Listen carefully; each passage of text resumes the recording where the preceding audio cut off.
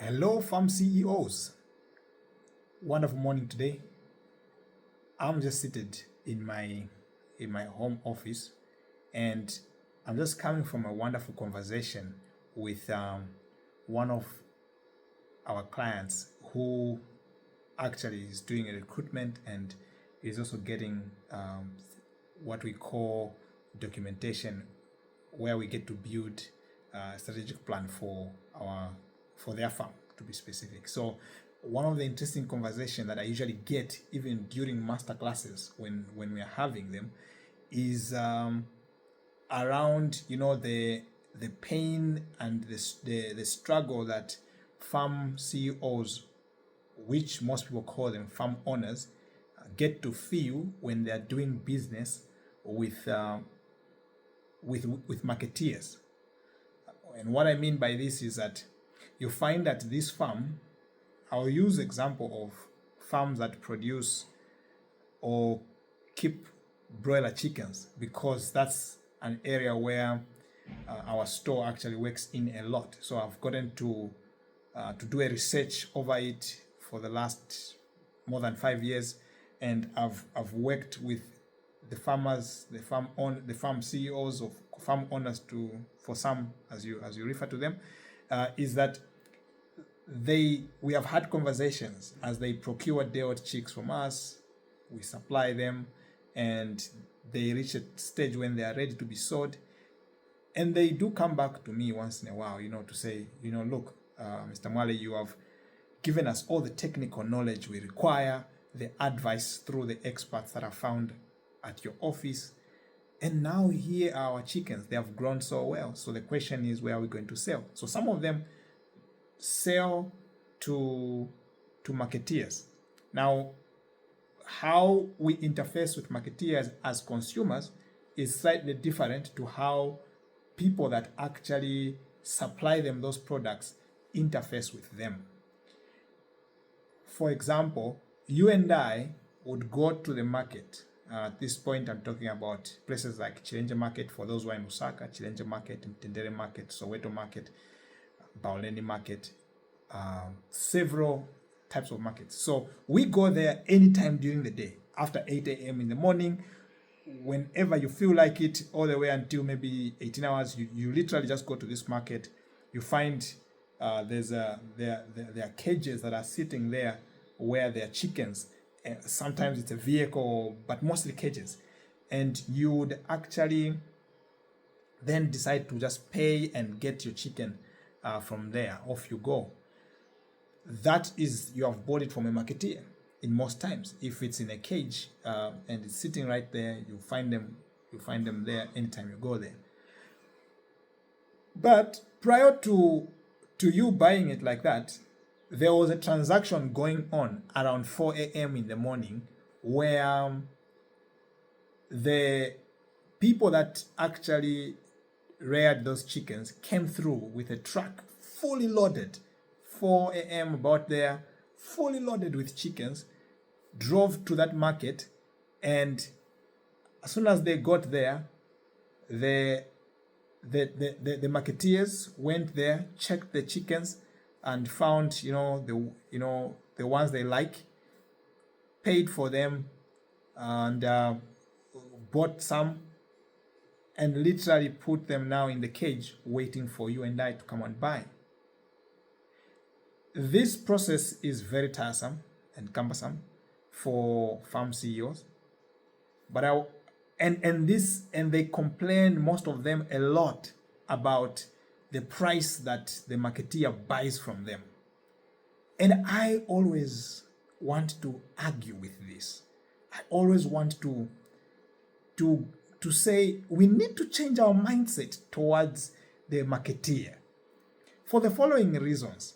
What are the other options that you have where you can sell your chickens? Let's say you are doing 500, 1,000 or more chickens, or you're doing vegetables in bulk, whatever it is.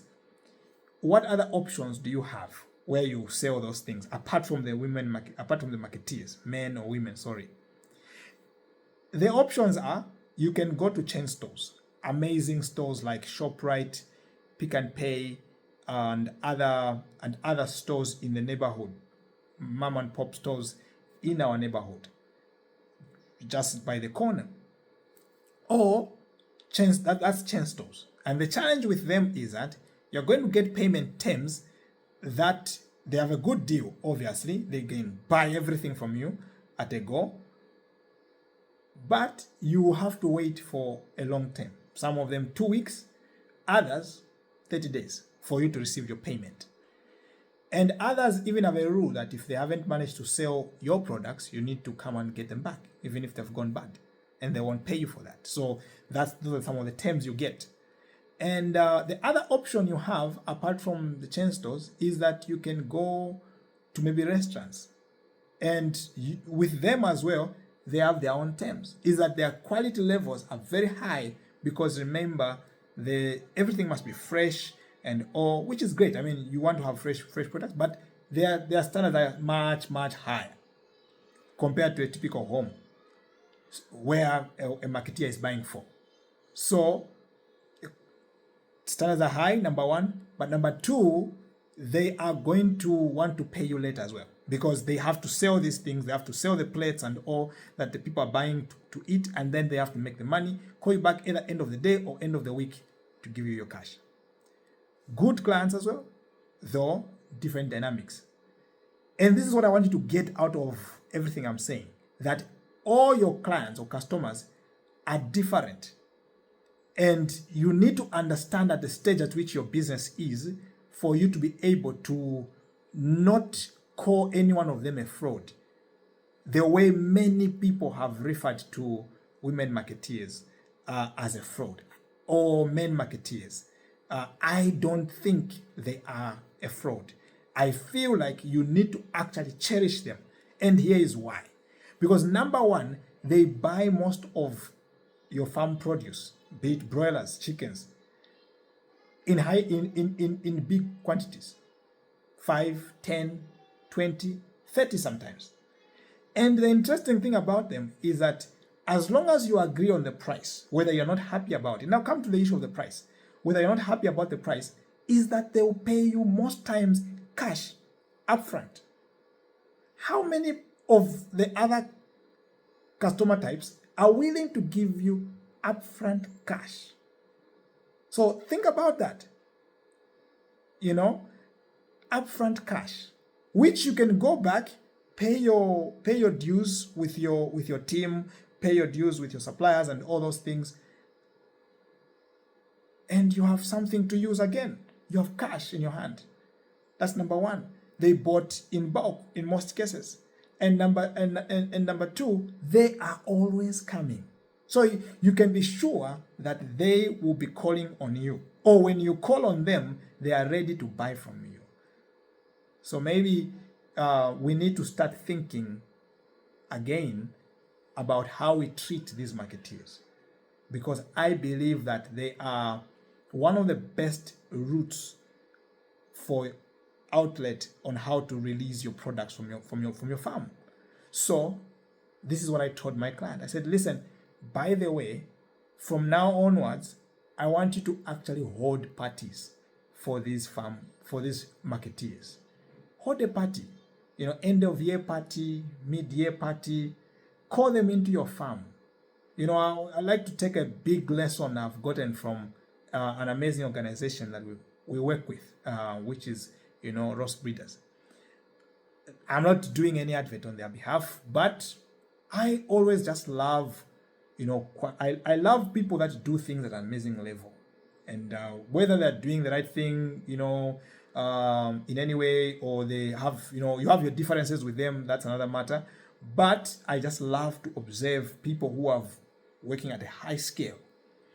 So one of the amazing things that Ross Breeders does is that once or twice in a year, they would actually invite all the retail stores that sell their products on their behalf. Deod chicks, feed mostly, no vaccines, Deod chicks, feed, and any other item that they produce.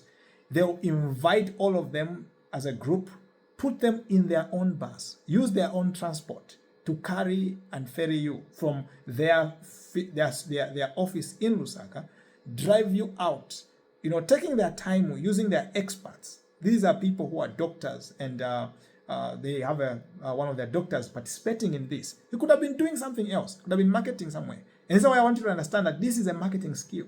But I find it valuable because it has impact.